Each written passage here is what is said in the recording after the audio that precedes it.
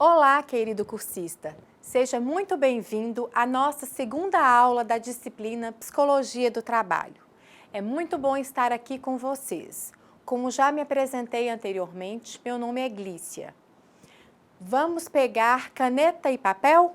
Para que quando surgir alguma dúvida, vocês anotarem e depois apostarem no nosso Fórum Tira Dúvidas.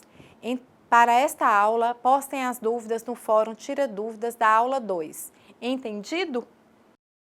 Para que tenhamos uma aprendizagem efetiva, será necessário a dedicação de vocês nos estudos e na realização das atividades da sala virtual, além da leitura da apostila. Vamos dar início? Durante a segunda unidade de estudos, vamos nos ater à compreensão da sistemática a seguir na preparação do trabalho dentro da empresa, sendo os temas a formação de grupos e equipes nos ambientes organizacionais, sociometria e sociograma, a cultura organizacional, pessoas e divergências, aprendizagem organizacional, competências organizacionais e individuais. Estudaremos a definição de liderança, de ética, o valor da ética no universo corporativo e ainda mediação de conflitos 1 e 2, finalizando com negociação 1 e 2.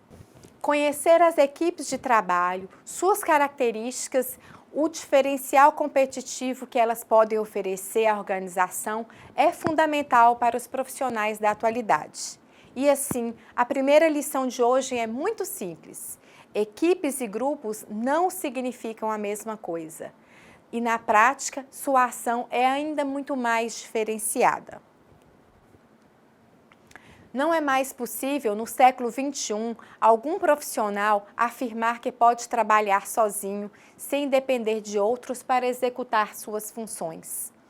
A base da estrutura organizacional está contextualizada em micro-organizacional, que são as pessoas ou indivíduos, juntamente com a meso-organizacional, que são os setores, departamentos ou grupos, e, por fim, a macro-organizacional, a que é a organização como um todo.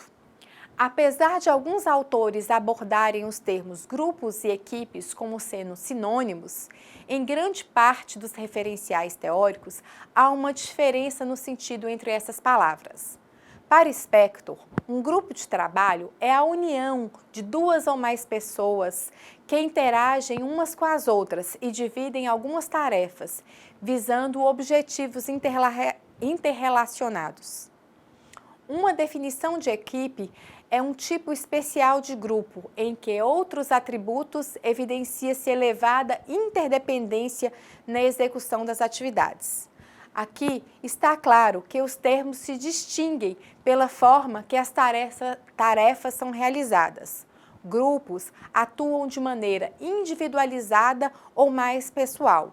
Equipes atuam de modo integrado e estabelecem uma visão compartilhada do que será feito, conseguem estabelecer um vínculo de sinergia. Assim, podemos concluir que todas as equipes são grupos, mas nem todo grupo pode ser uma equipe. Estes são conceitos importantes sobre os grupos. Papéis. Nem todas as pessoas em um grupo, equipe, têm a mesma função ou propósito. Os encargos e responsabilidades são diferentes.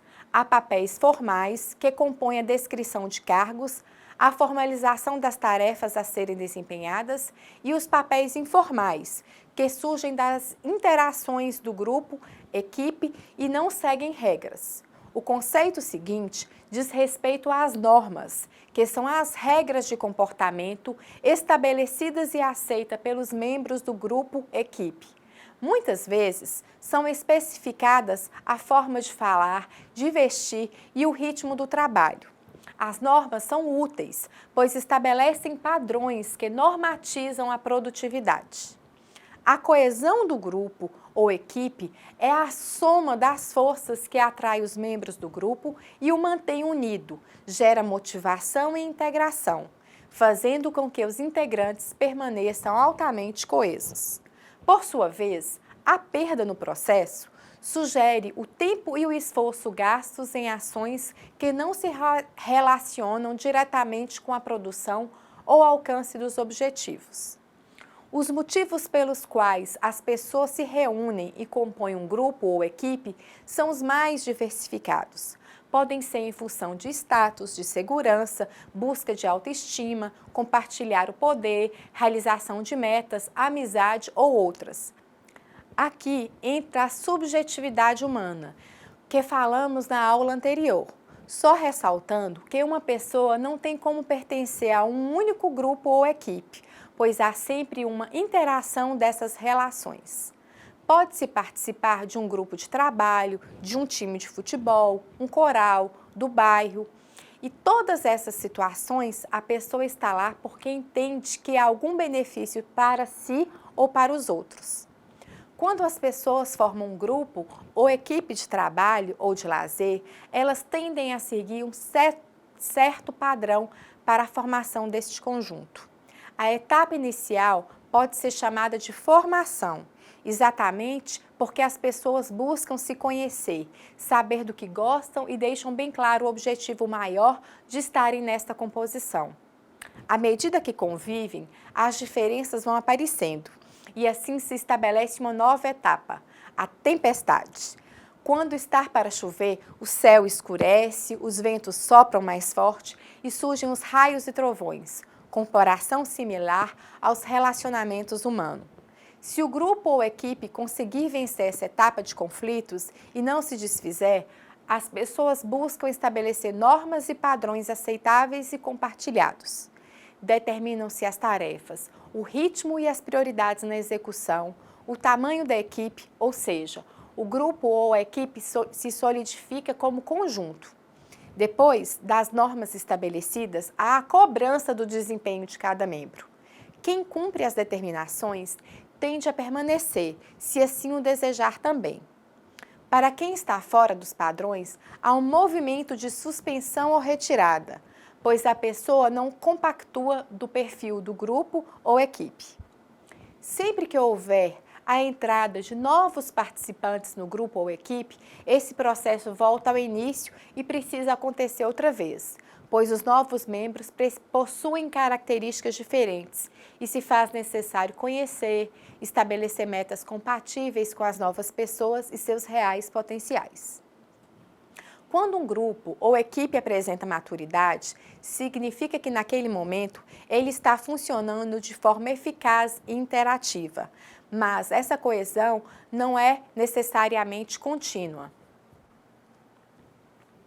É preciso entender que conviver em comunidade, grupos, equipes, famílias, times, requer das pessoas grandes habilidades para enfrentar a frustração, o medo, a superação de conflitos, ter como objetivo maior a busca contínua pela melhoria e sinergia nas relações interpessoais, e assim estabelecer e desenvolver a arte da boa convivência.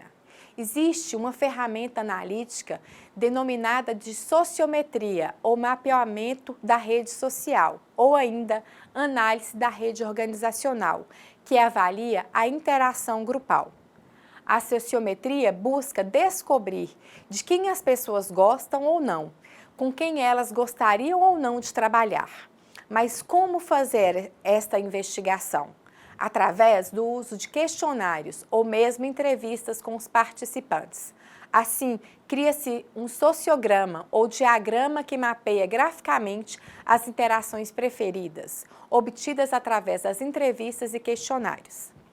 Através da coleta dessas informações, é possível mapear, traçar um ranking das relações sociais ou profissionais e visualizar quem compõe as panelas, as pessoas isoladas, as coalizões, os agrupamentos prescritos e emergentes, entre outras situações de relacionamento.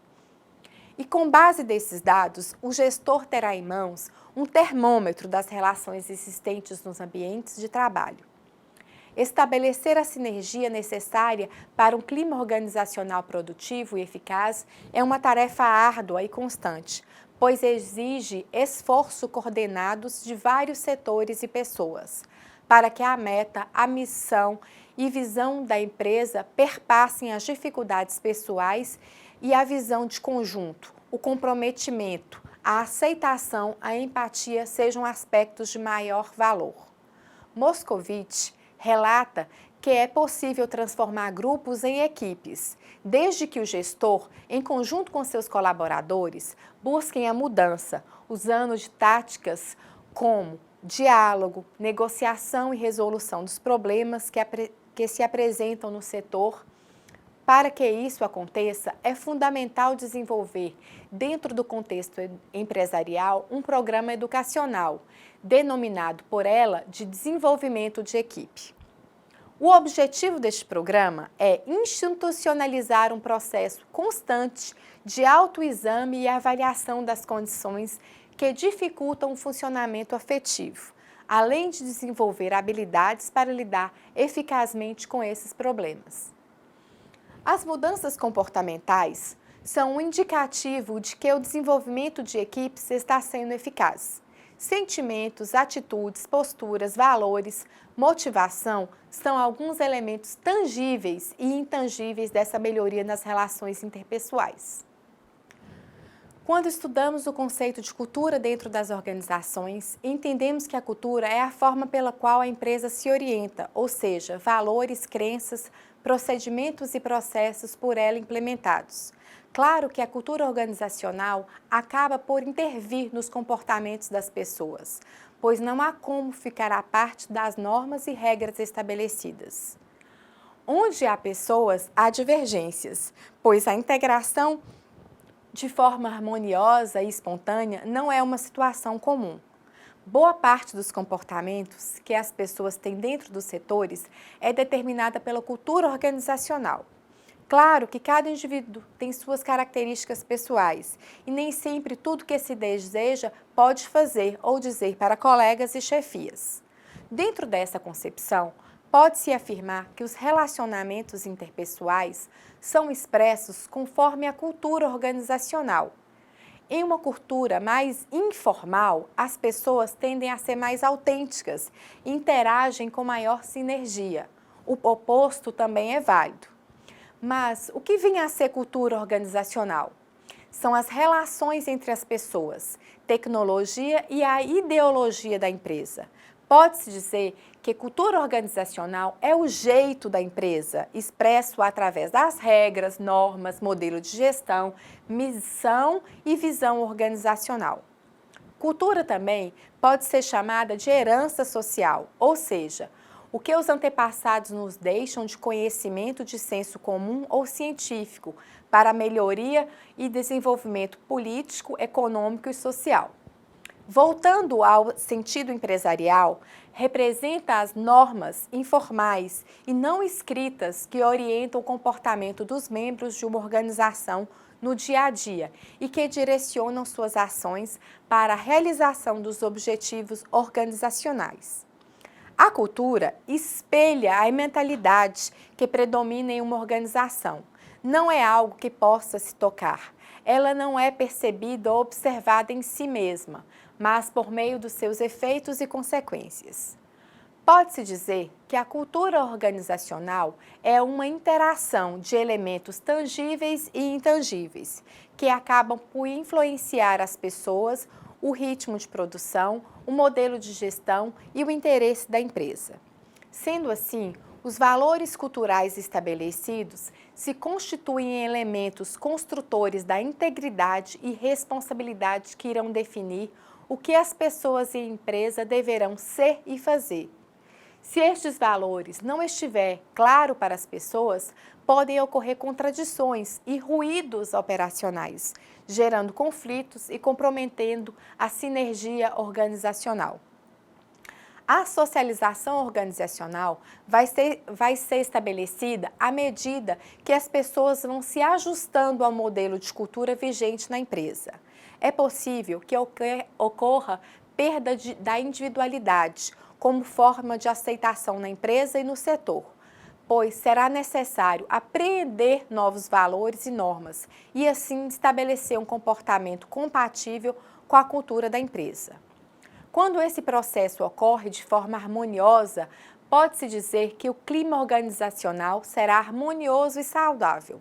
O contrário é extremamente prejudicial para a produtividade e lucro, como também para a saúde e integridade das pessoas. Ao procurar estabelecer uma cultura organizacional voltada para as questões de segurança, é sempre bom ter em mente que isso é um processo, ou seja, exige tempo, persistência e diplomacia para sensibilizar as pessoas sobre a importância de uma cultura. O representante da área, seja cipeiro, profissional do serviço especializado em engenharia e segurança em medicina do trabalho ou do setor de gestão de pessoas, devem buscar uma metodologia empática para compreender a percepção do indivíduo e buscar que este mude o comportamento para parâmetros mais pontuais. Assim, uma nova cultura vai sendo internalizada de forma gradativa, mediante a constância de ações voltadas para a segurança, bem-estar, conforto e higiene.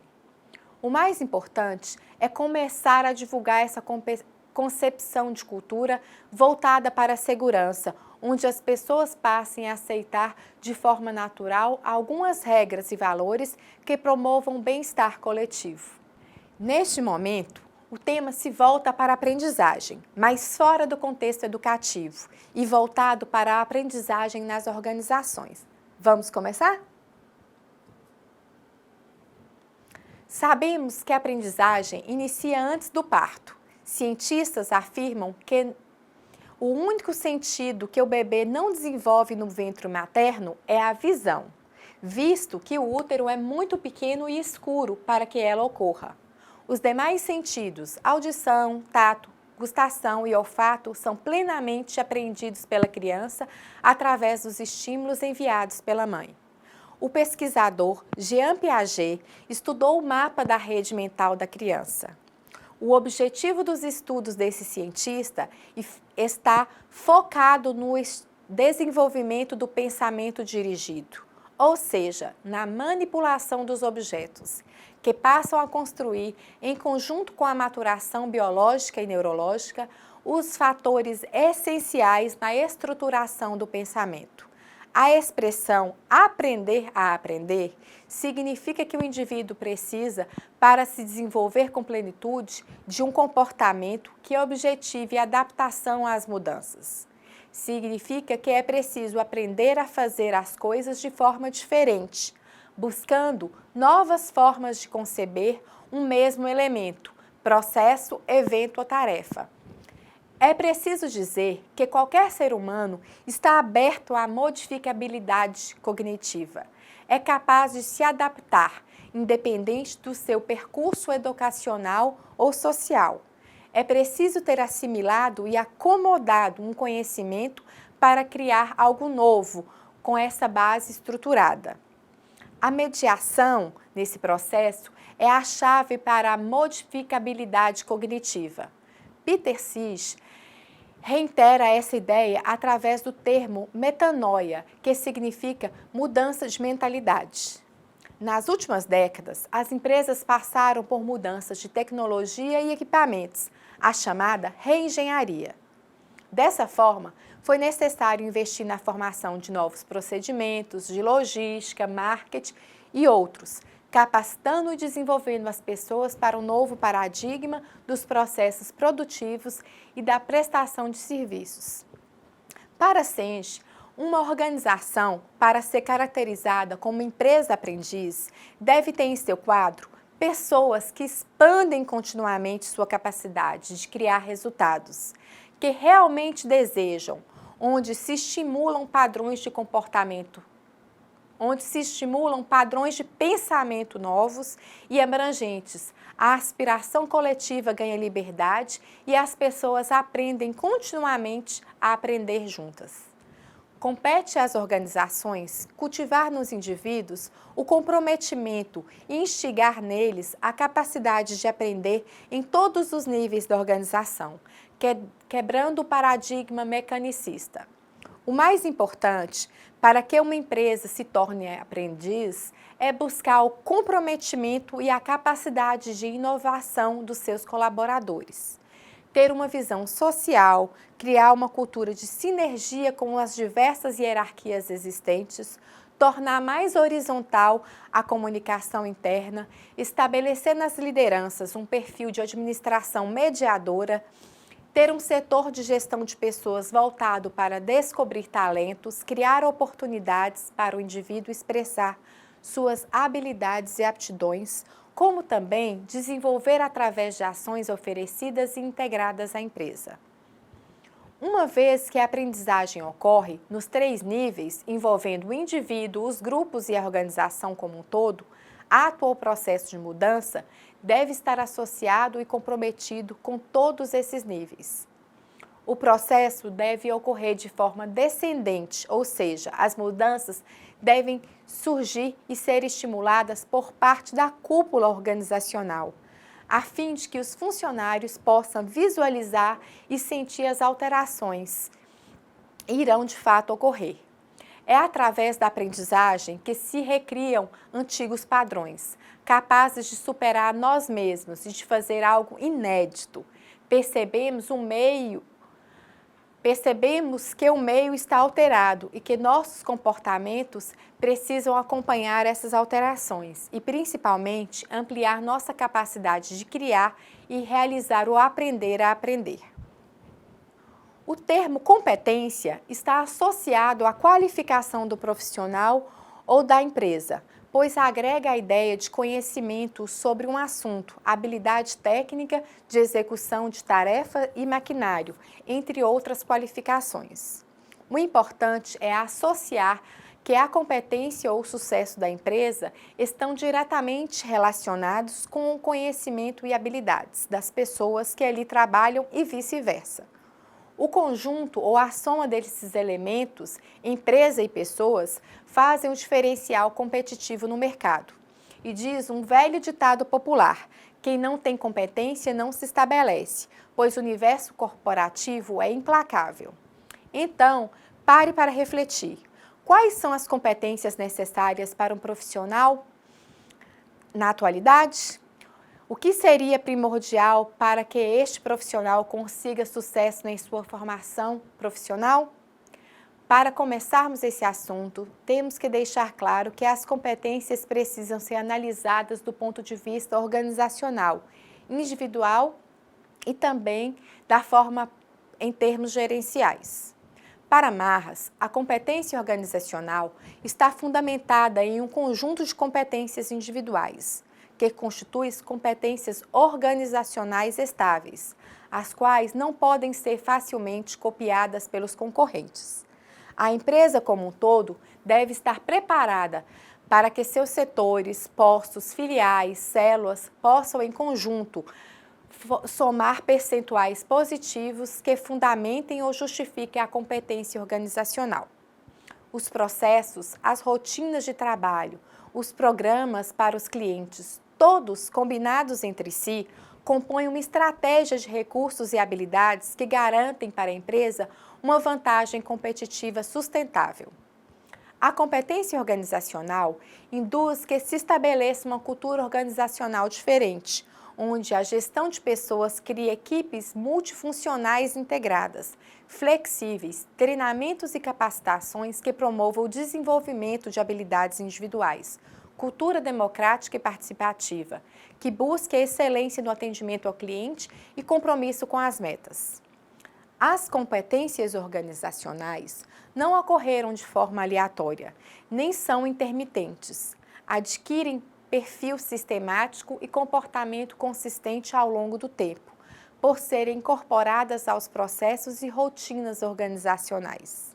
Em decorrência, caracterizam-se pela durabilidade e perfil de longo prazo. É preciso que a empresa estabeleça sua visão e missão, comprometida com as pessoas, com o crescimento dessas no âmbito empresarial. Segundo o SENGE, é fundamental que as competências organizacionais tornem possível o princípio da coletividade e da visão compartilhada. O que seria isso? Nada mais é do que buscar implantar como cultura da empresa, o senso de comunidade, de identidade, de como as diferenças pessoais podem colaborar para se criar relação de coletividade. O autor cita esse princípio como sendo uma força no coração das pessoas, de impressionante poder, que as estimulam a se sentirem conectadas a alguém ou a algo. Portanto, buscar um novo jeito de resolver problemas e sair dos padrões é o grande diferencial das empresas que buscam aplicar a visão compartilhada em sua cultura organizacional. Para isso, é necessário a troca de informações, de dados, de experiências, para gerar uma nova concepção, aquela criada através da participação coletiva. Assim, todos estariam comprometidos, pois há sinergia desde o estágio de concepção até o desenvolvimento dos processos. Essa é uma visão de longo prazo e exige dos participantes um planejamento estratégico. Essa proposta não é muito fácil, pois exige que as pessoas queiram desenvolver suas capacidades para a cooperação contínua, gerando a satisfação de todos os membros e o alcance das metas, por meios em comum, através de uma interação constante, fazendo com que todos os componentes criem um padrão para a aprendizagem holística da empresa. A competência organizacional está diretamente relacionada com as competências individuais dos que atuam na corporação. É fundamental ter uma visão sistêmica que busca a interconexão de toda a empresa. Não há setor, departamento, célula, gerente ou funcionário melhor do que outro, pois a equidade está presente nesse pensamento. Fazer com que uma organização cresça ao mesmo tempo por inteiro é muito mais completo e complexo do que crescer departamentamente. O clima organizacional é sempre um bom espelho a ser mirado, pois, segundo Senge, se não houver uma filosofia e uma compreensão de modelos mentais estabelecido da organização, as pessoas perceberão equivocadamente o propósito do pensamento sistêmico, como traçar diagramas para elaborar modelos elaborados no mundo e não de aperfeiçoar os nossos modelos mentais. A concepção do pensamento sistêmico, na frase, significa que se deve dar atenção especial para que as mudanças dos modelos mentais tenham equidade para todos os níveis hierárquicos, para que não se dite o provérbio, faço o que eu digo, mas não faço o que eu faço. Vamos começar nesse momento a analisar o conceito de liderança e poder e como eles estão relacionados. Diversos autores apresentam definições parecidas para a palavra poder, dizendo que poder é uma capacidade ou habilidade de uma pessoa de influenciar o comportamento de outra, de modo que a pessoa influenciada não sinta essa ação de forma direta.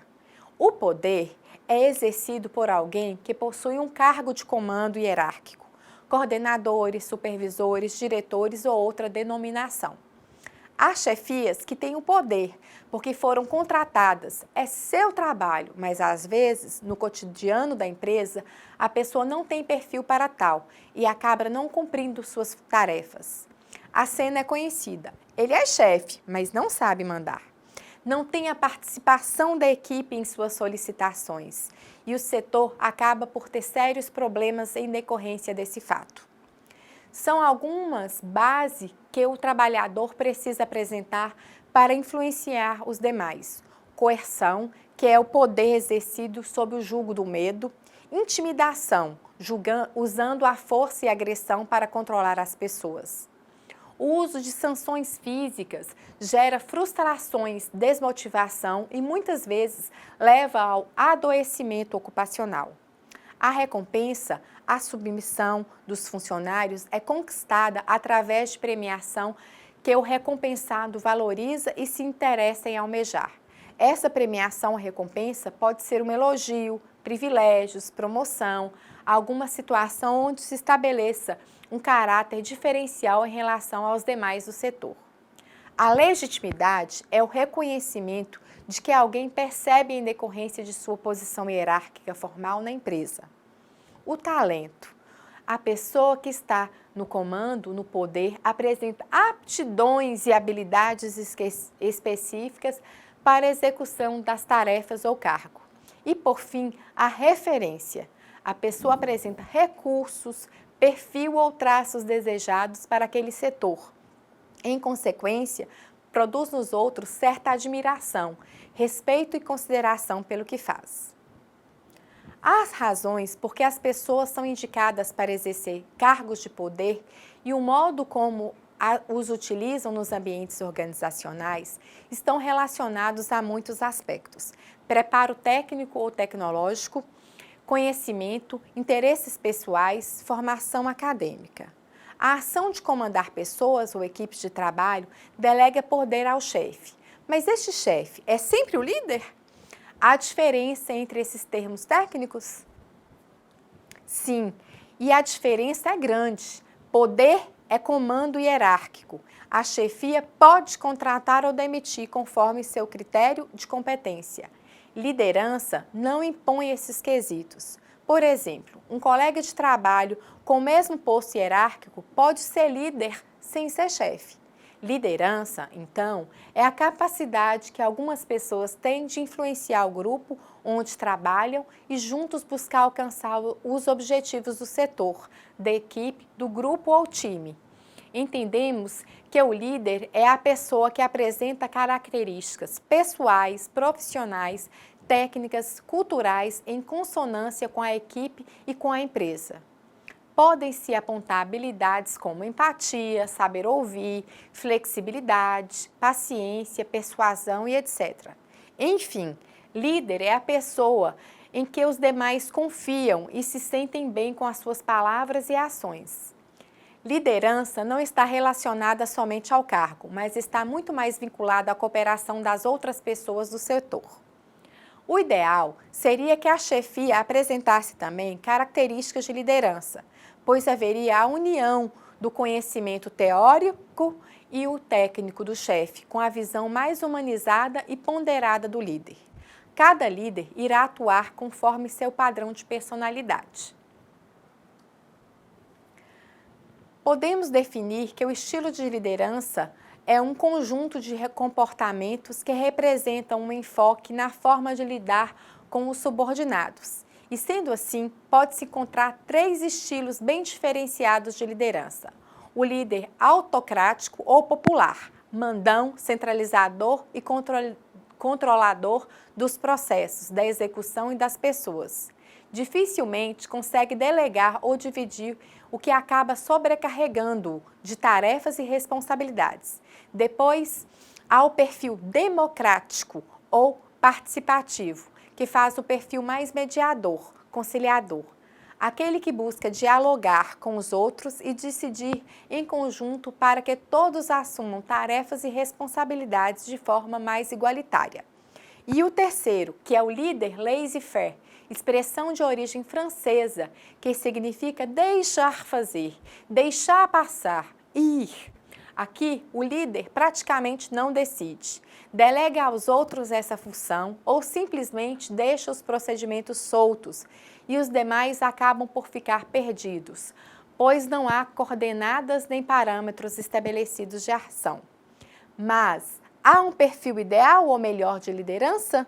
Não. O líder eficaz é aquele que sabe mesclar os perfis, reconhecendo qual o momento em que ele deve ser autocrático, democrático ou deixar as pessoas mais soltas. Conforme já finalizamos nossa explanação sobre liderança, é preciso entender a respeito da ética nas organizações. E eu questiono a você, cursista, diante de um mercado tão competitivo, é possível ainda ser ético? As discussões sobre ética têm sido cada vez mais constantes. As pessoas refletem sobre seus comportamentos e modelos mentais e buscam encontrar uma consonância com os valores da empresa para que a ética, de fato, possa sair da teoria para ser aplicada no ambiente de trabalho. As questões sobre ética estão muito presentes no cotidiano. ao assistir um jornal na televisão, ao analisarmos o comportamento de amigos ou parentes, sempre acabamos formulando um juízo de valor em relação ao acontecido ou às pessoas. É certo agir assim? Essa ação é imparcial ou privilegia alguém em detrimento de outro. O que seria um comportamento ético? Um comportamento ético é aquele que segue os costumes vigentes.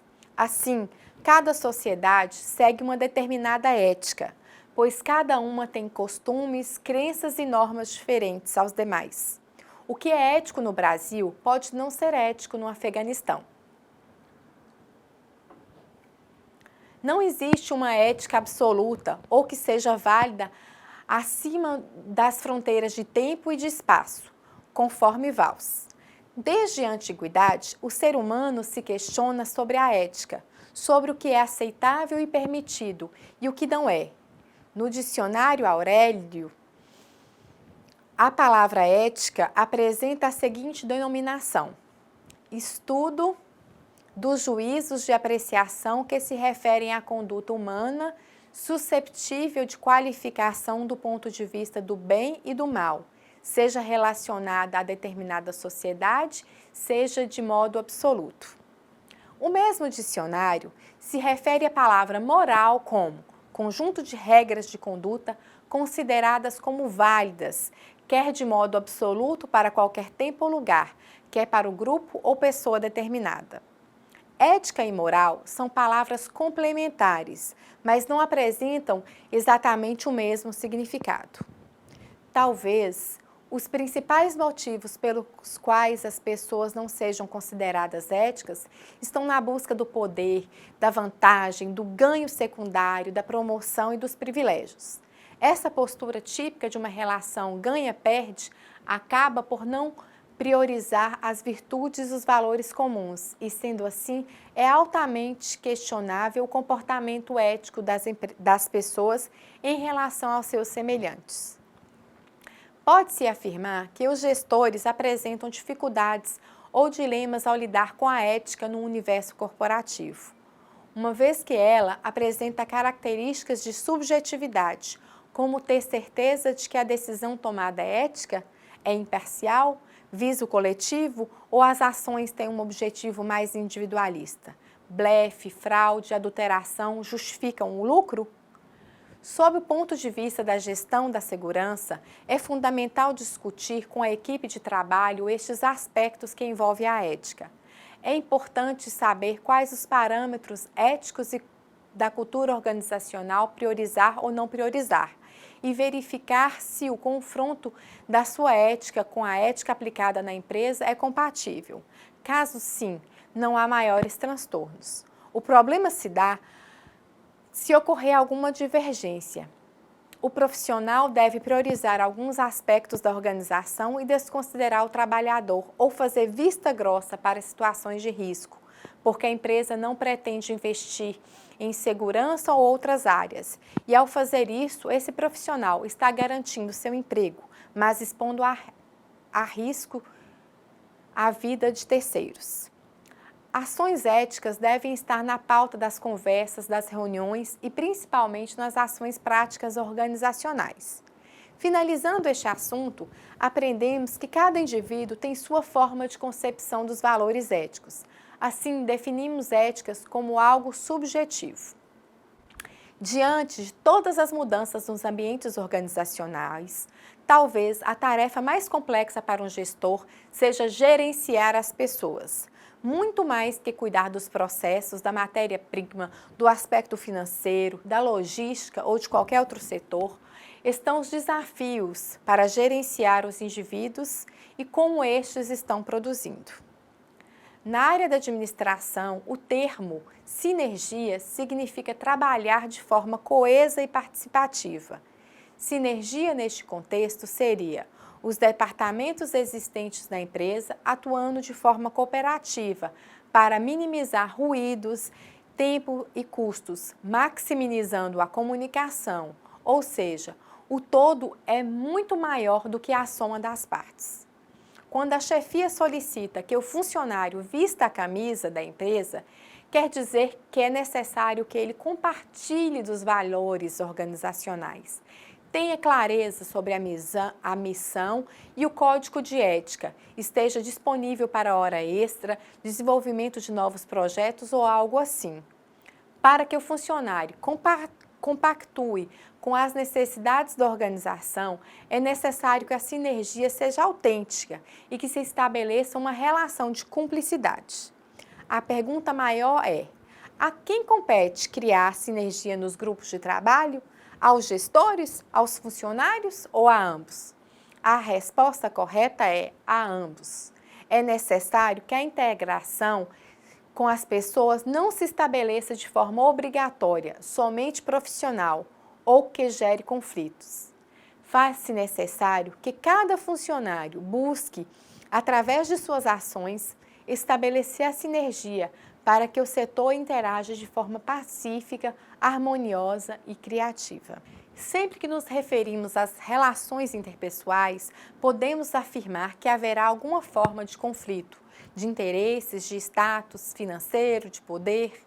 A falta de identidade com o grupo, a sobrecarga das tarefas, a incompatibilidade com os colegas e gerências, a dificuldade de se comunicar, os interesses pessoais se sobrepondo aos profissionais, sempre há uma situação que desencadeia o desconforto no clima organizacional. As relações pessoais nas empresas podem desencadear alguma situação de desavença. Quando isso ocorre entre diferentes níveis hierárquicos, é denominado conflito vertical. Pode ser do funcionário com seu chefe ou vice-versa. Alguns aspectos, como a forma de comando, a diferença de faixa etária, normalmente chefias mais jovens do que os subordinados, o tempo de serviço ou conhecimento sobre as tarefas a serem realizadas, são alguns fatores que podem desencadear ou agravar os conflitos. Há também o conflito horizontal, que ocorre entre pessoas do mesmo grupo, do mesmo nível hierárquico. Chefias que apresentam competitividade muito acirrada, escassez de recursos, incompatibilidade com as metas ou privilégios não justificáveis são aspectos que potencializam os conflitos, que causam nos ambientes organizacionais situações de estresse que ao longo do tempo podem percutir na imagem, na lucratividade e no clima organizacional de forma desfavorável. Nessa situação, o conflito é descrito como negativo. A literatura nos apresenta 4 formas de lidar com o conflito. São elas: primeiro, evitar o conflito. Quando utilizada de maneira pontual, é eficaz, pois impede que o mesmo cresça no setor. Mas se a ação de evitar for utilizada de forma prolongada, pode sim encobrir situações de desconforto e quebrar a sinergia da equipe. Segundo, reprimir o conflito. Fazer de conta que as situações negativas não existem podem desencadear a longo prazo situações de divergência maiores ainda. A sinergia da equipe também fica comprometida. Terceiro, aguçar as divergências. Essa abordagem é interessante quando se quer examinar as posições dos integrantes. Porém, requer muita atenção por parte das pessoas, pois a perda do controle pode levar a incrementar as diferenças e danificar a sinergia. Quarto e último, transformar as diferenças em resolução de problemas, que é a forma mais adequada e construtiva de gerenciar situações de conflito. Exige das pessoas uma grande habilidade no trato pessoal, para canalizar as energias, sentimentos e ações de tal forma que as situações negativas possam ser discutidas e resolvidas, reafirmando a sinergia existente na equipe. A transformações das diferenças individuais em solução de problemas é uma forma eficaz de gerenciamento de problemas, conflito construtivo ou positivo. Uma grande diferença competitiva no mercado globalizado é criar e desenvolver nas organizações situação de crescimento pessoal e profissional. A competitividade é muito importante, mas nunca deve estar acima do respeito e consideração pelo colega de trabalho, base da sinergia nos ambientes organizacionais. Ainda, falando sobre mediação de conflitos, mas agora sobre o enfoque de ações empáticas como ferramenta ou estratégia para minimizar o conflito. O conceito de empatia está relacionada com as características de personalidade, pois é uma ação própria de cada indivíduo, mas também que se pode associar aos termos modelo mental, ética e a teoria da Gestalt. A aplicação prática da empatia requer a aceitação da diversidade do outro. Assim, entendemos que a gestão das relações humanas depende muito da empatia. Em termos gerais, a empatia é o sentimento de afinidade, a inclinação para ir com a outra pessoa e em direção a ela. O oposto da empatia é a antipatia, que constitui uma sensação de alienação em relação a outra pessoa e uma inclinação no sentido de opor-se, de afastar-se dela. A empatia é uma das habilidades a ser desenvolvida para se ter maior competência emocional. Daniel Goleman afirma que a empatia é a capacidade de reconhecer emoções nos outros. Desenvolve a autoconsciência emocional. É a aptidão pessoal fundamental. Encontramos pessoas mais empáticas do que outras. Sua origem está associada à infância desse indivíduo, onde o contexto social se preocupou em passar uma relação de compartilhamento, de divisão de tarefas, em que o espaço individual termina onde começa o coletivo. Quanto às emoções, estes são sentimentos intensos, bons ou ruins, direcionados para alguém. Temos as emoções sentidas e as demonstradas. As sentidas são as emoções verdadeiras que não escondemos de nós mesmos. Conhecemos a origem, o fato ou a pessoa que nos desagradou, ou mesmo nos magoou, por exemplo. As emoções demonstradas são as que consideramos apropriadas para uma determinada situação. Pode-se disfarçar, esconder, dissimular, intensificar, usar uma máscara para não revelar o sentimento verdadeiro sobre a situação ou pessoa. Nos locais de trabalho, considera-se inadequado chorar, gritar, ofender, desdenhar a competência de outro. Então, as pessoas vestem uma máscara e apenas demonstram o que acham conveniente ou aceitável. A emoção que não trará complicações ou desentendimentos no setor, com os colegas ou com a chefia. Não há como desvincular o local de trabalho das emoções, pois não há afeto sem emoção. Portanto, devemos estudar formas de integrar os comportamentos emocionais aos sistemas produtivos, visando aumentar a produtividade e a qualidade de vida no trabalho, disse Oliveira. Quando o espaço de trabalho propicia que as pessoas possam ser mais autênticas, que expressem suas emoções com franqueza sem serem agressivas ou preconceituosas, o clima organizacional tende a gerar mais sinergia. Os conflitos que possam surgir podem ser amenizados com a empatia. As emoções são contagiosas, ou seja, são transmitidas e captadas pelos outros a todo momento. Mau humor, alegria, satisfação, nervosismo, antipatia, cooperação são expressos nos comportamentos e acabam por interferir e influenciar as emoções e comportamento dos outros. As empresas competitivas já se conscientizaram de que não é possível negar as emoções nos ambientes de trabalho. E aí acontece a gestão de conflitos, que é uma busca para descobrir a origem e as consequências dos desentendimentos e o quanto isso promove a motivação, a produtividade e o crescimento pessoal e profissional. O uso da empatia não é uma técnica fácil. Requer das pessoas, das chefias ou funcionários, a busca da melhoria nos relacionamentos, através do respeito mútuo, expresso na consideração pela forma de ser e pensar dos demais. Avaliações de desempenho, onde todos avaliam todos, pontos fortes e pontos fracos, criação e manutenção de um espaço onde o diálogo franco e honesto são ferramentas para criar o clima organizacional desejado. A empatia é uma habilidade a ser considerada como um elemento de enriquecimento dentro das relações interpessoais. E como nosso último tema de estudo, vamos conhecer as variáveis básicas da negociação e a importância da dialética como elemento fundamental no processo.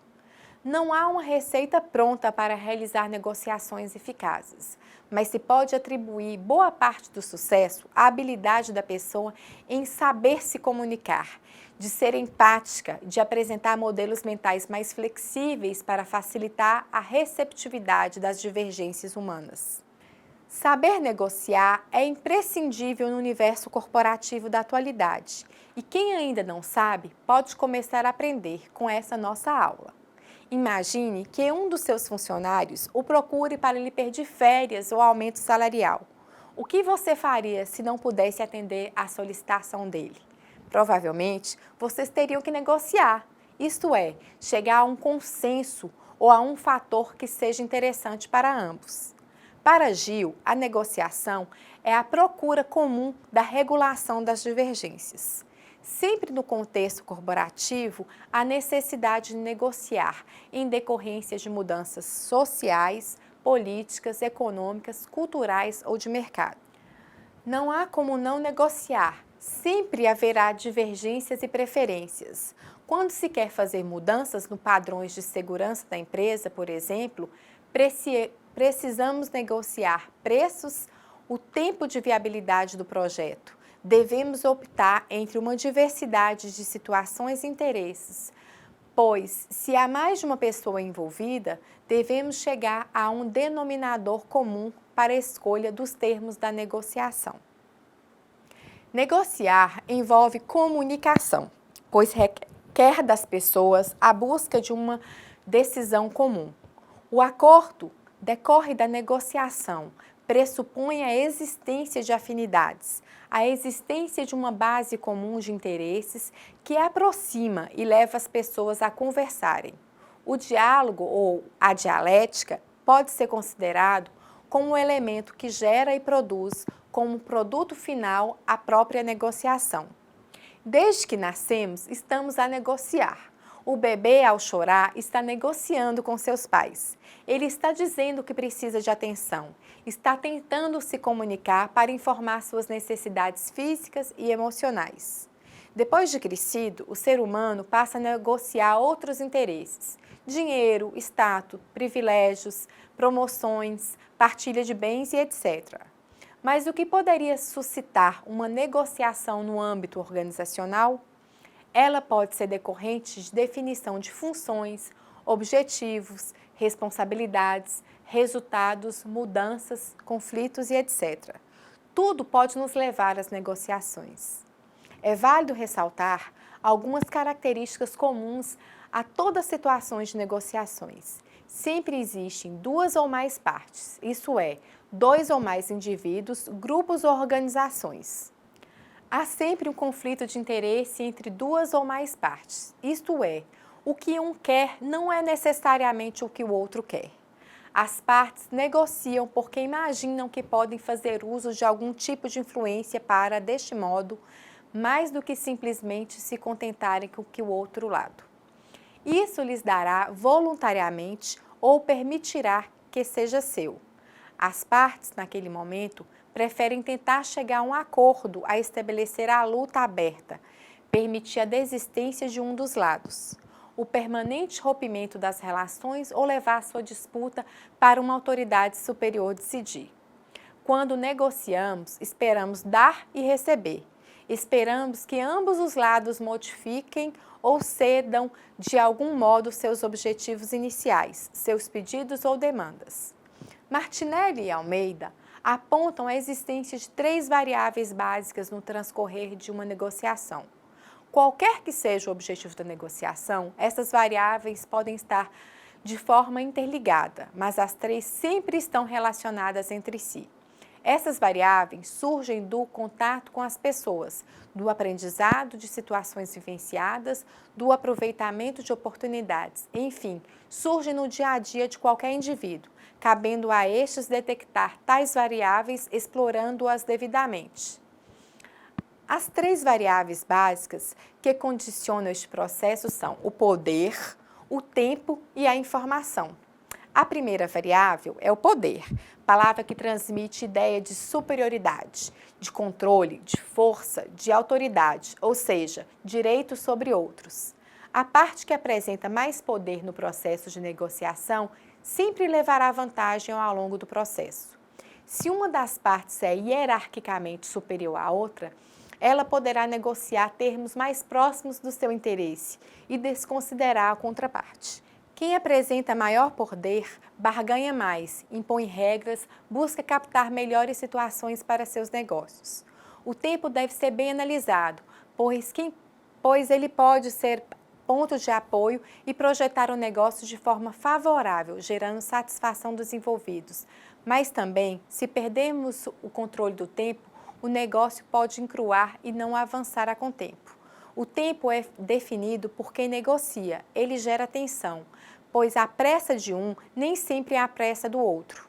Os prazos fixados na negociação buscam evitar tumultos, conflitos e concessões desnecessárias. A informação é o conhecimento do contexto da negociação. Ter posse de detalhes ou particularidades que a contraparte quer esconder ou pode deixar de fora da negociação pode fazer toda a diferença no processo em si.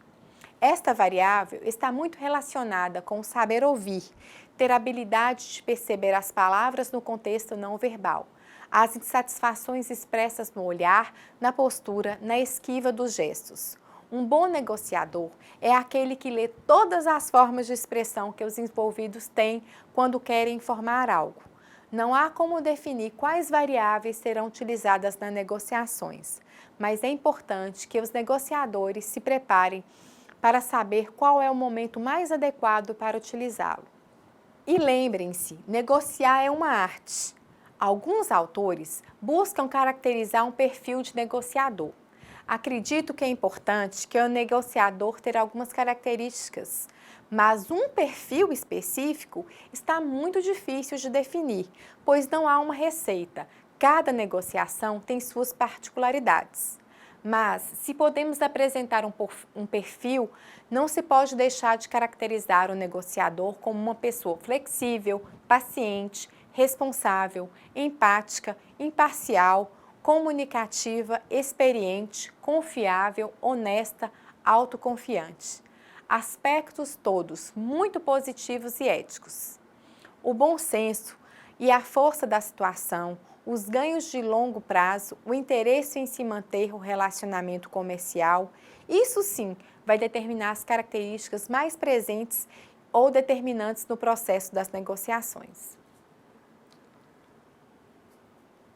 Podemos afirmar que a negociação depende da informação, visto que ela ocorre entre indivíduos que agem tanto por si mesmo como representantes de grupos organizados. E nesse sentido, devemos correlacionar os processos de negociação como um elemento do comportamento humano.